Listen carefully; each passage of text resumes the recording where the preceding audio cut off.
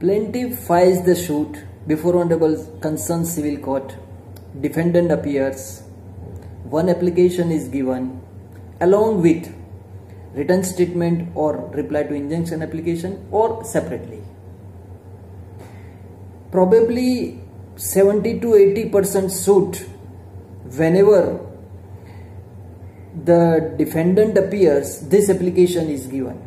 Whether it is rightly or whether it is wrongly, but it is the fact, or I may say that it is part of game of advocacy.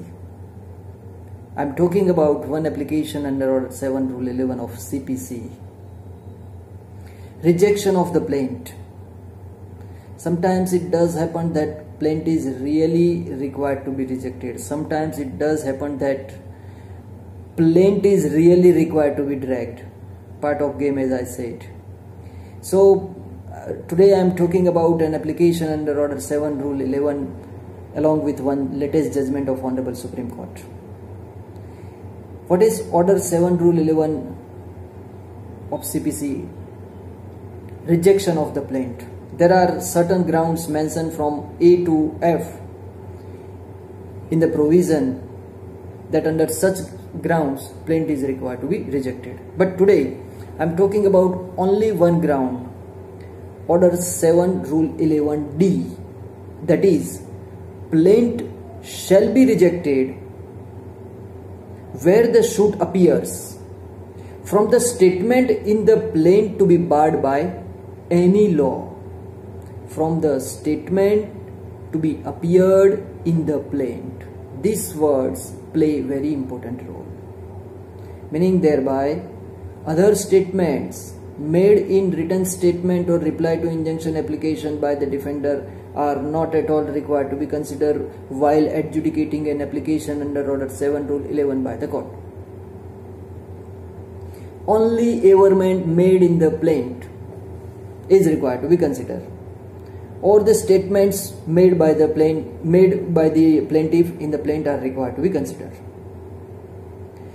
So there are catenas of judgment, there are number of judgment, and everywhere it is said that, and it is true, even by Honorable Supreme Court, even by Honorable various high courts, that averments made in the plaint is required to be considered to adjudicate an application under Order 7 Rule 11 of CPC.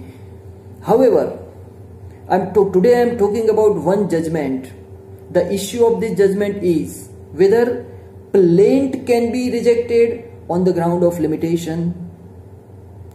There are number of judgments. Answer says yes. There are number of judgment. Answer says no. But this is the latest judgment. The judgment is of Honorable Supreme Court, of course. The judgment is Messrs Shakti Bhog Food Industries Limited versus Central Bank of India. Civil Appeal Number 2514 of 2020. Decided on 5th June 2020 by Honorable Supreme Court.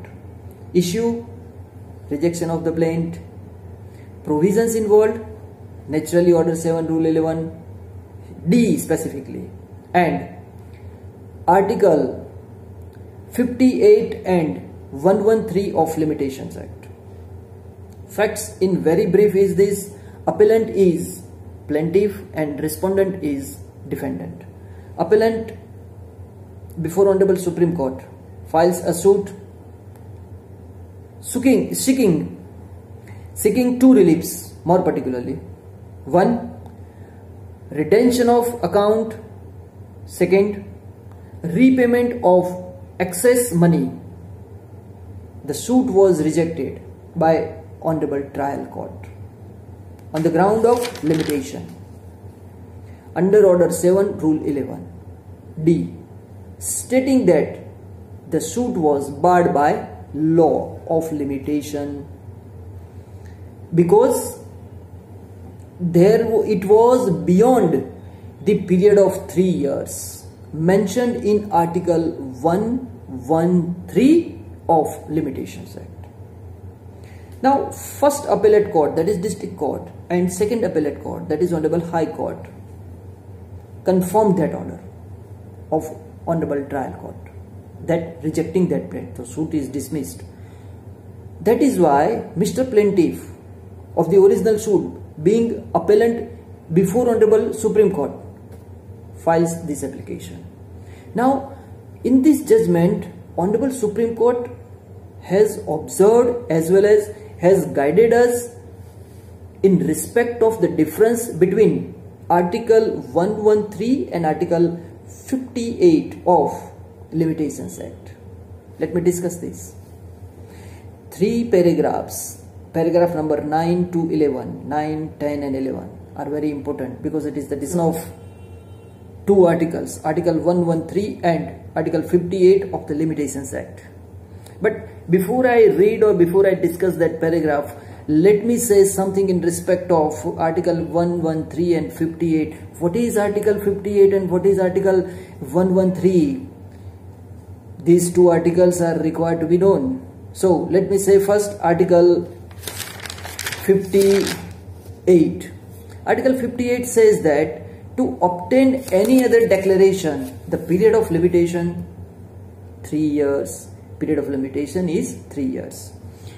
Kathy, when the right to sue first accrues. When the right to sue first accrues. This term or this word first plays very important role as far as this judgment is concerned. Now, Article 113. Any suit for which no period of limitation is provided. When there is no period of limitation is provided in the Limitation Act, then the Article 113 says, then the period of limitation for filing suit is 3 years when the right to sue accrues.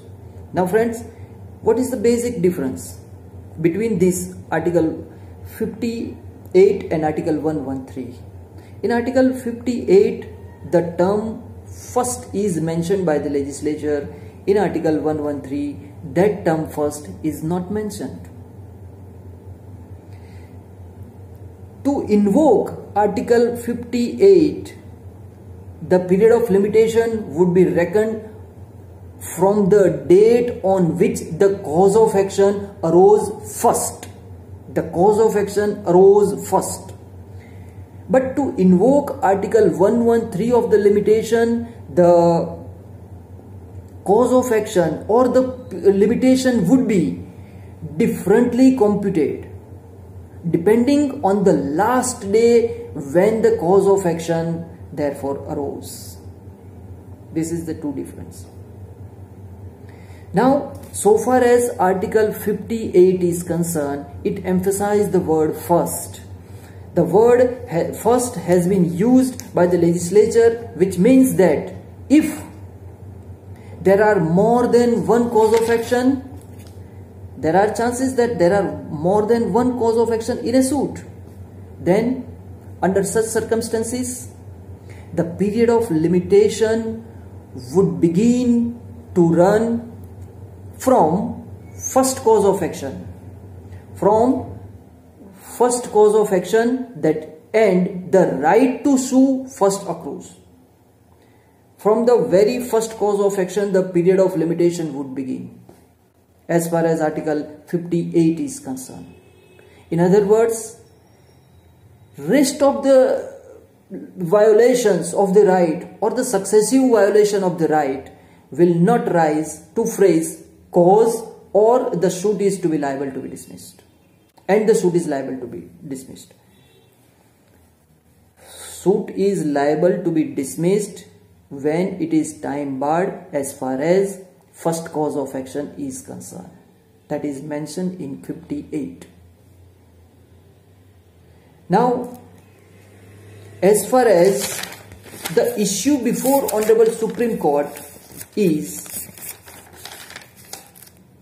Honorable Supreme Court has made one issue whether the plaint filed by the appellant plaintiff could have been rejected by invoking Order 7 Rule 11D of CPC. This is the issue before Honorable Supreme Court.